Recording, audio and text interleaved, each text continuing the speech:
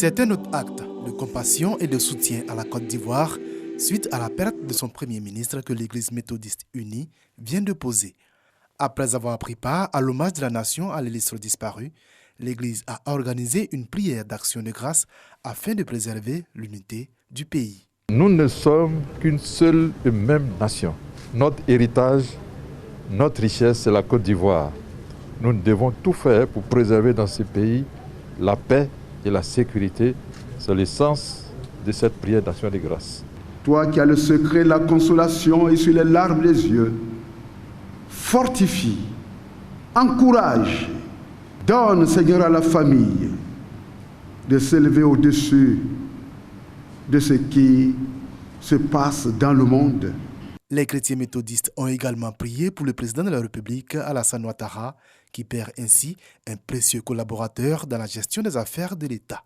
Nous savons ce que représente pour lui cette disparition. Seul Dieu peut le consoler et l'aider à continuer d'assumer ses tâches. Seul Dieu peut le garder, le soutenir, lui accorder sa présence par rapport à l'exercice de ses responsabilités. Recueillement, chants et prières ont été adressés à Dieu pour qu'il étende sa main de grâce sur la famille du défunt.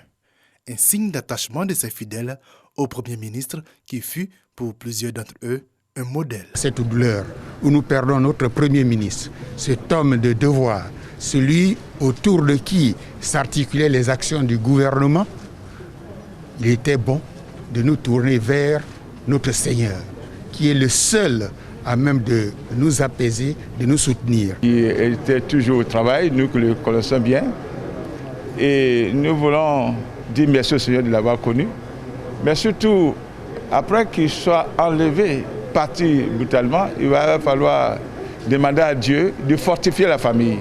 Notons que cette prière d'action de grâce qui s'est déroulée sur toute l'étendue du territoire est une initiative du gouverneur Robert Begré Mambé, fidèle de l'Église méthodiste unie de Côte d'Ivoire.